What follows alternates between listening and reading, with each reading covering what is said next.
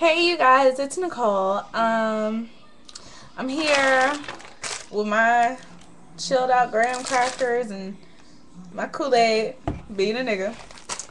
Um, Today, it's just really an intro on me coming back to YouTube.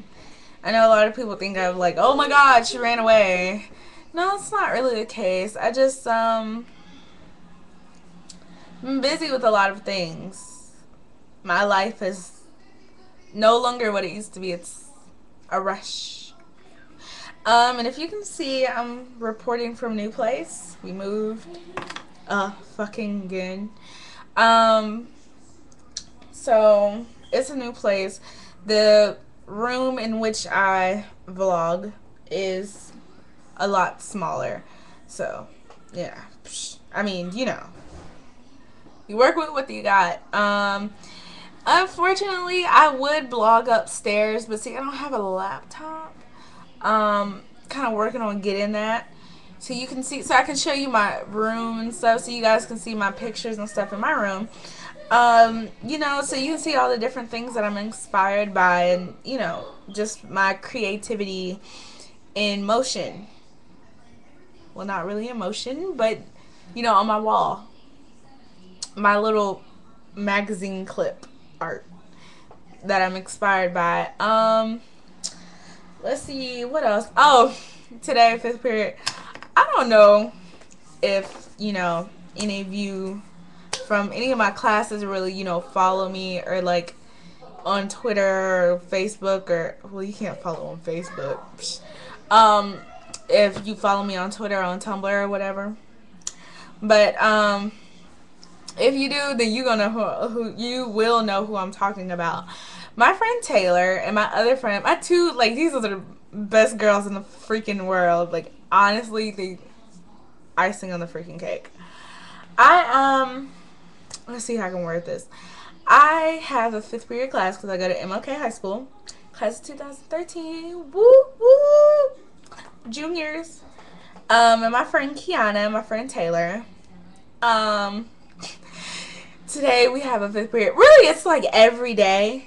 Every day we have 7 periods of class, but this one particular fifth period is like the biggest trip in the fucking world. Like, honestly. So let me tell you. We usually get, after on quiz days, we usually have like a free day. Usually quiz days are Fridays, but today our teacher decided to give us a, what is it? A quiz today. So, I have a friend. He's not my friend. Let me bring that back. He is this guy. Not really sure of his name. Well, I am sure of his name, but I'm not going to put his name out there due to, I want to say, I'm not sure exactly what reason I want to say right now, but when I get there, I'll get there. I'll address it. So every day I sit, like, you see where that blue thing in the back of my thing is? I sit where I'm sitting now, and he sits all the way on the other side of the room.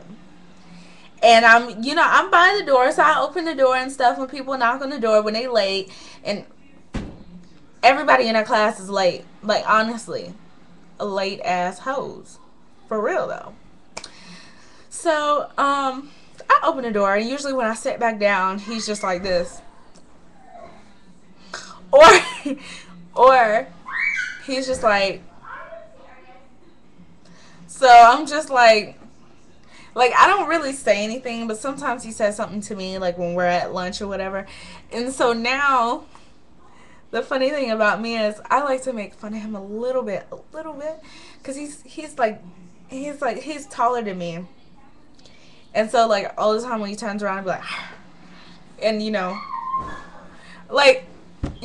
making all of these jokes and stuff that I'm really not, because I'm not that type of person at all. But I just think it's, like, really weird. Like, I've never had somebody stare at me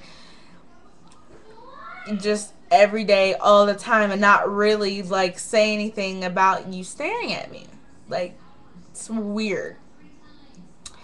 Another thing, I don't have a 7th period class, which is weird. So it's kind of like a free period for me. So I really work up in the front office, kind of like during that time. So for the past couple of weeks, the front office has been having me sit, because I guess there's something wrong with the room, not exactly sure, having me sit in one of the modulars, the ninth, outside with the ninth graders. And it's this kid in there. His name is Raymond or Raymond. I promise you, does not look like he's supposed to be in the ninth grade. But he's 14 years old. This dude, he looks almost just like Frank Ocean. Full fucking beard and everything. Looks almost just like Frank Ocean. If he was more like, you know, not as thuggish and wears just about every day the exact same crappy green skinny Levi pants, you know, like every week. So he calls himself, actually this happened yesterday. He writes notes. He gives me a note and he says, and then I don't have the note with me because I usually keep, if I'm writing notes, I keep all the notes, but I don't have the note with me. It said, when are we gonna get together? What? I'm just sitting there like, huh? What is this? And I was like, boy, don't you know that if I were to talk to you, be any way involved with you, be whether it's boyfriend, girlfriend, boyfriend, girlfriend, or, you know, any sexual activity with you, I would go to jail. That is statutory rape. Statutory rape. That is one of the most disgusting things. Like, that's, I cannot see someone walking around, someone that's 25 years old walking around with a 16-year-old. I cannot see that. That's just so disgusting. Why don't you grow up? You know, the 25-year-old, 26-year-old, I think that's what it said. Why don't you grow up and get you someone that's around your age? Because you're going to want to get married pretty soon. And you can't find anybody that is going to, you know, want to, that is that age, that is going to want to be committed to you. Because I know, well, as a whole bunch of other people know, that 16-year-old teenagers are free, most of them are free-spirited children, are the free-spirit people. Teenagers, free-spirited. Seriously, just free-spirited. So, you know, that's like, there is no, you can't find, marry, and have children with a 16-year-old. That is disgusting. That is, to me, that is almost as bad as marrying your first cousin. Okay? And if you don't know what I'm talking about, Edgar Allan Poe. I'm just saying. He married his first cousin. The first cousin was like 14 and this nigga was like 27. Edgar Allan Poe was 27 and his first cousin, Virginia Clem, yes, I do know my literature. I do know my literature. Was 14 years old and they got married. But she lied. When they went to go get married, they lied to everybody. So, you know, nobody knew how old she really was until it really came out. So, and she had tuberculosis and she died at like 24. I feel so, like, God. But the thing is, bottom line is, that's statutory rape. I don't want to talk to you. You can't talk to me other than, you know, being friends or like a mentor. Though I am, you know, short. I'm like 5'1" and he's like 6'2". I look at me as a mentor. Look at when, you know, when next year rolls around, a year after that, you want to be like me, a smart, intelligent person. Not a girl, but a smart, intelligent person.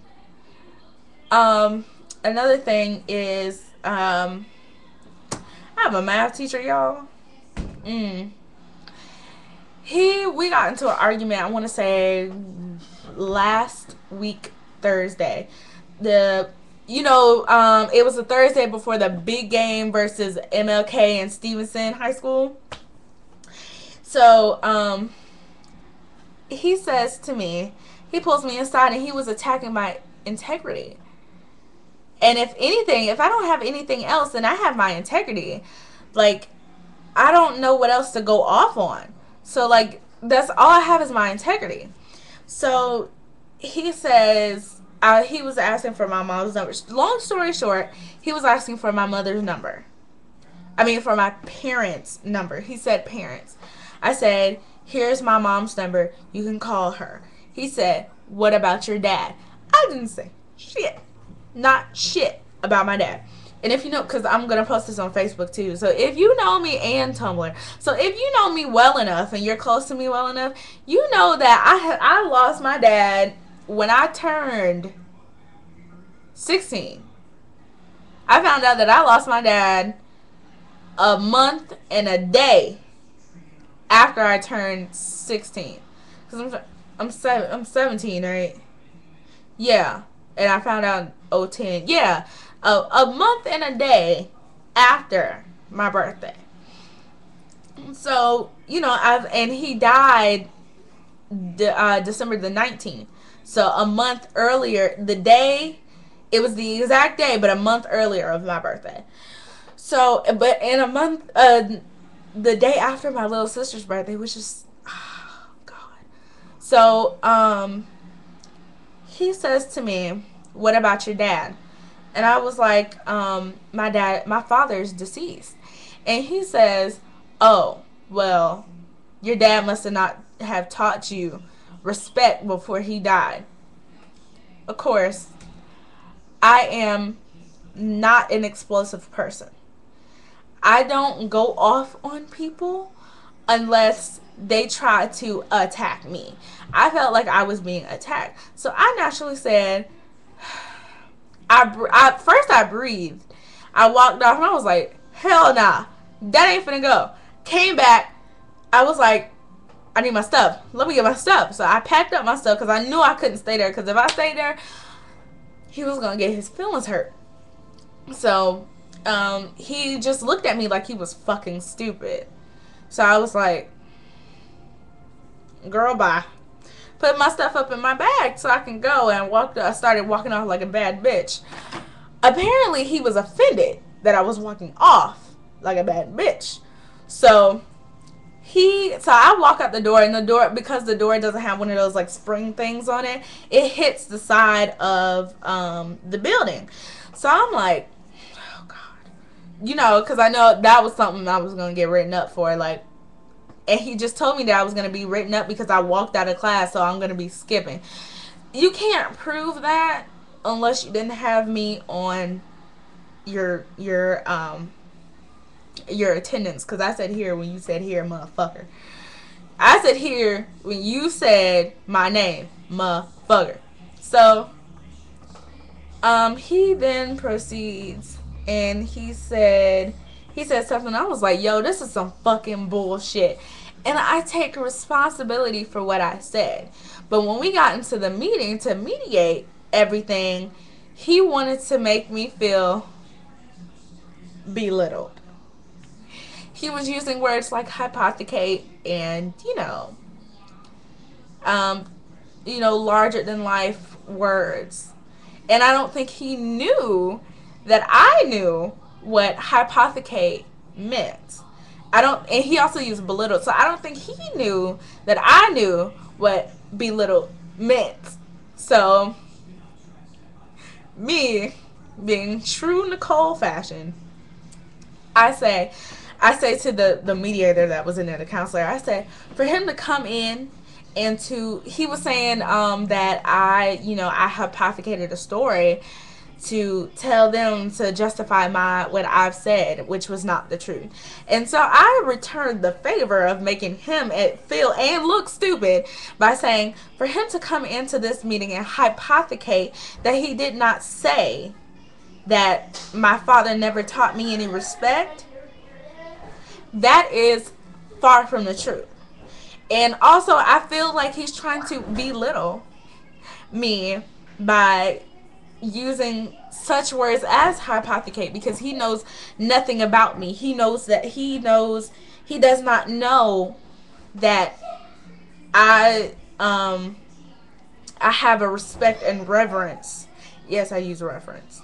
Respect and reverence for words. I'm a word person because I love to talk so much. You don't talk. I mean, everybody that knows me personally, like my friend Taylor, my friend Kiana, or other people, they think that, well, mainly my mom, she thinks that I should be a lawyer because of how I speak, and when I speak I can articulate myself in a manner that is way beyond my years. And I don't believe her, but my toner has 51 posts. Wow. Anyway, um that that is, I'm not a person that does not know how to speak, that does not know how to articulate herself. Because if anything, Nicole knows how to articulate. For real. Like, real, true tea, okay? True tea. True tea.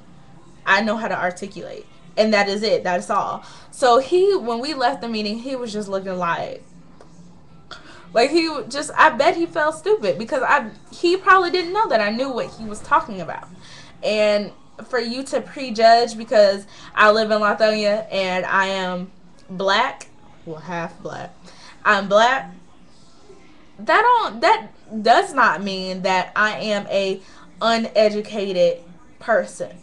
I'm a young black, half black, young half black gifted female, and I take complete ownership and responsibility for everything that I say, everything that comes out of my mouth. But that was just one of the things I haven't told you that has happened in the past couple of weeks. Again, like I said, we moved. I'm still living that lifestyle though. I'm still about my bread and butter. I'm still on that Paula Deen lifestyle. Um, that's just about it, I guess. Hugs and kisses. Bye.